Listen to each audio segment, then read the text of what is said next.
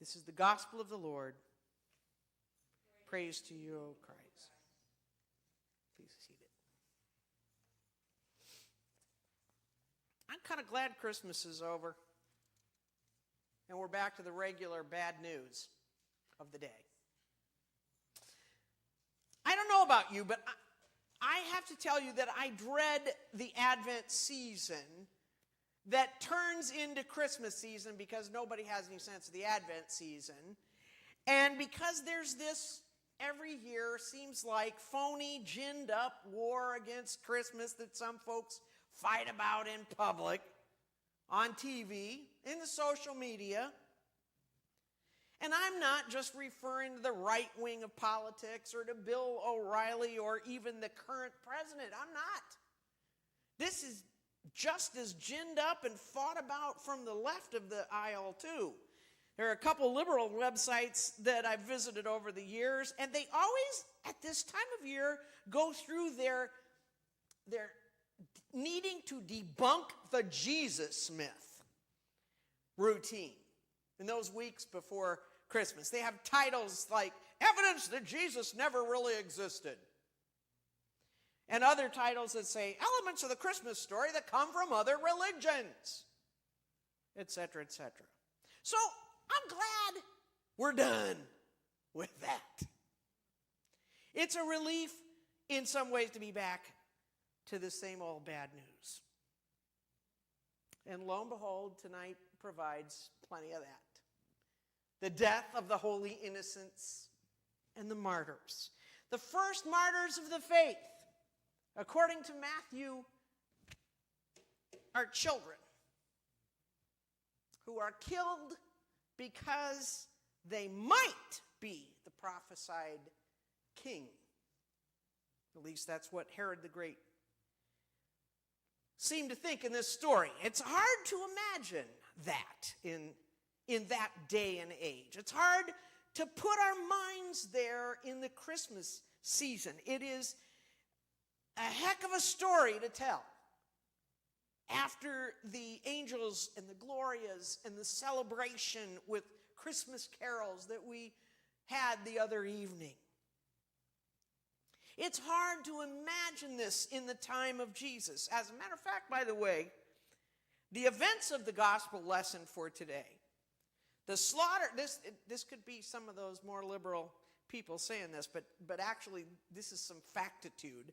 The slaughter of the holy innocents, as we've commemorated this day, it is not attested to in any other writings except for Matthew. It's not in the writings of the great historian Josephus.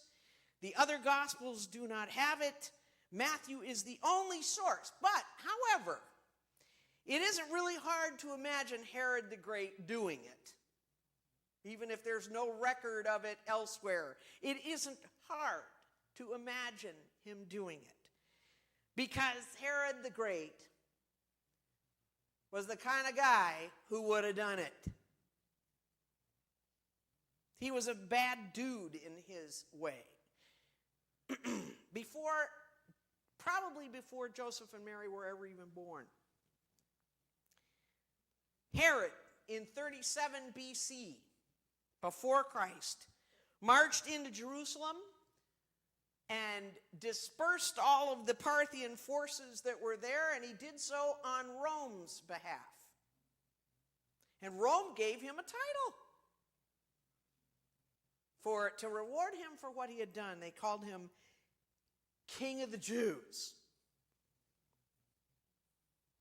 Now that's a title for a guy that you don't mess around with, just in and of its own, in the nature of the title, King of the Jews. But he's not even a self-appointed king. He's a king that the Romans set up. So he's a guy that you don't mess around with. And it turns out he was a kind of man who was willing to go to obscene lengths to consolidate his power.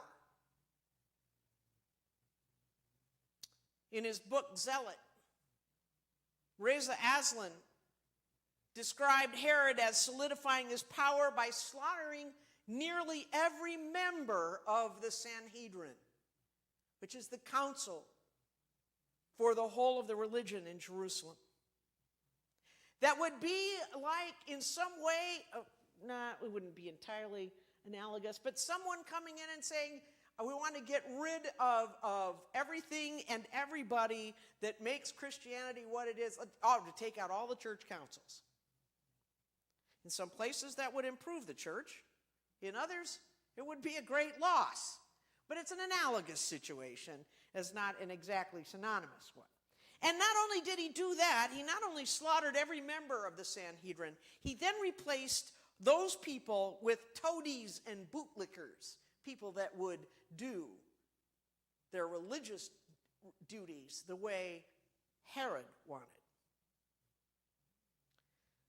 And just so you don't miss, since we're talking about the bad news, so you don't miss who Herod is, he also murdered many of his own family members, including 2 of his sons.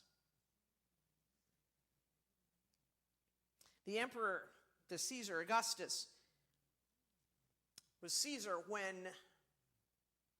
Herod the Great died, and so he presided over the next iteration of what government would be in Palestine and Israel in those days, Judea in those days. And he ruled the land into 4 parts because it wasn't a good thing to keep the land in the same way as Herod the Great had it. He divided into 4 parts and parked Herod's sons as the tetrarchs over those lands. And he had this to say about Herod the Great. This is so you get this really good picture of him. In the aftermath of Herod's reign, he said, "I would rather be Herod's pig than his son."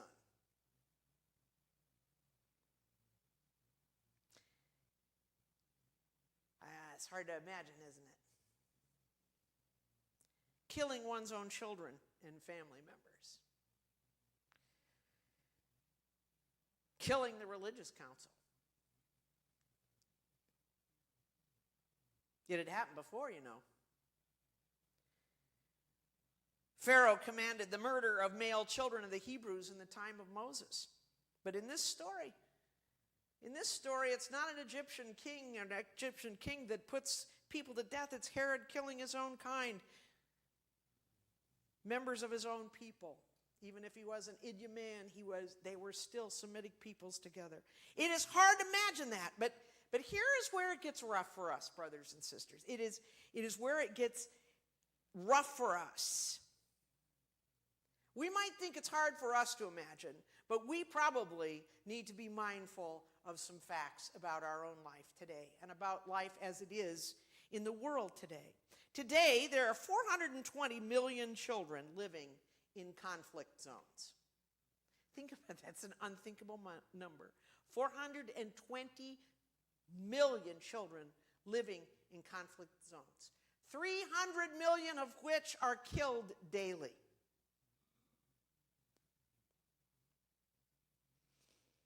Rachel laments, does she not? According to the newspaper The Independent, last year, Iran executed 6 children and 90 more children are on death row.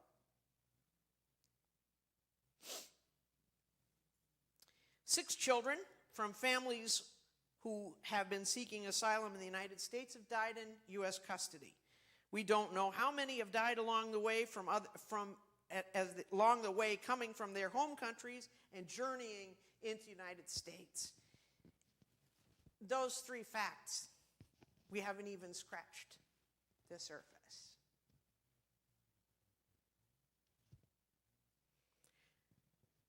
Given the times in which we now live, given the kinds of speech and bitter and hateful invective that we hurl at one another in the name of our righteous politics, whether we're left or right, or the kinds of speech and invective that some of us hurl at those who are immigrants or wanting asylum. Given that there are at this moment more refugees across the globe than at any other point in history, given that there are 72 million displaced people all over this planet, given those unimaginable things, those unimaginable statistics, it is well to be reminded in these days after Our beloved nativity story has lifted us once again at this end of the year. It is well to be reminded that Jesus and his family are refugees in this story we hear today. Fleeing their home into Egypt for safety. While we're arguing over the culture wars, over whether our rights are being trampled if a creche cannot be displayed on public land, or over whether or not someone insulted us either by saying Merry Christmas or Happy Holidays, while we're quibbling over the proper date to begin singing Christmas carols in the church, while we're arguing about whether or not we are a Christian country or a free country, we should be reminded by this story of Jesus and his family that there are 72 million members of a holy family. That is, people who are created by God, people for whom Jesus Christ has died, it is the world, people who are residing in refugee camps, people who are poised along borders in tents, people who are aliens in countries where they are not welcome, people who are residing in pole barn containment camps, or hiding in jungles, or crossing deserts, or trying to escape Herod, trying to beat the unimaginable odds of political power. As Paul put it, powers and principalities. Trying to escape Herod catching up with them and exterminating them. There's a tremendously sobering thought on the Sunday immediately following the Glorias and the angels and the beautiful carols, which we finally got to sing.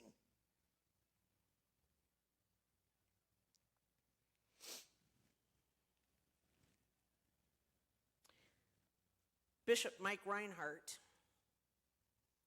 who's the bishop of the Texas-Louisiana Synod of the ELCA,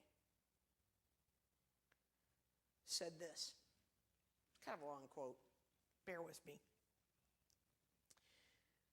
We who follow the one who said, "Whatever you do to the least of these, you do unto me,"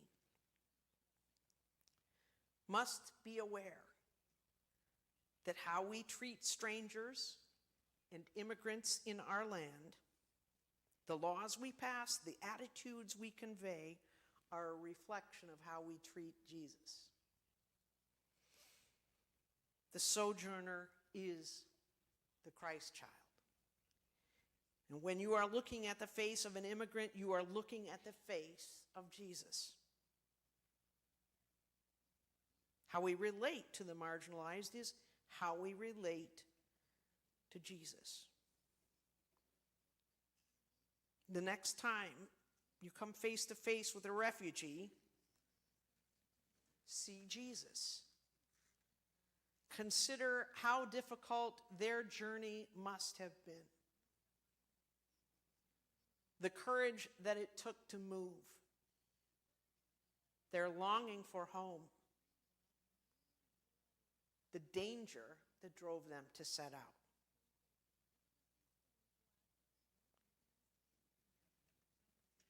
And then he says, consider sponsoring a refugee. Or plan a refugee Sunday in coming months. When I read his words, I was also reminded of what Paul says in the 3rd chapter of Philippians, when he says, our citizenship is in heaven, and from it, from heaven, we await a Savior, the Lord Jesus Christ. Or in my words, the Christ child, a citizen of heaven and a refugee on earth.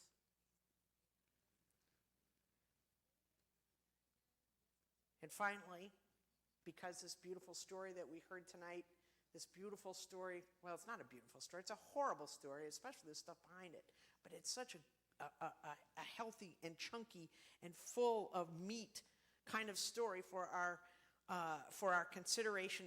One of the things we might want to consider is the fact that it contains so many elements of the old Moses story and the Exodus story. It's meant to make us, Matthew tells it in such a way that we're meant to relate Jesus to the salvation that God brought to the Jews in slavery in Egypt.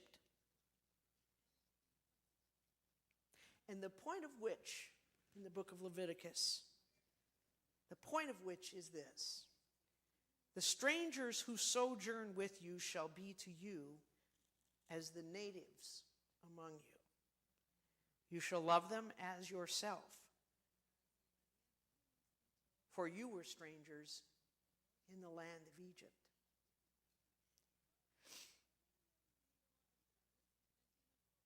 That's how the year ends. The calendar year ends in the middle of the church this year. We should see Jesus in our struggles this time with immigration. It is not merely, solely, only a political issue. It's a faith issue. And I have got no wisdom to share on what our policies should be. That isn't my point. It is how we see, who we see, what we see, given what we've received.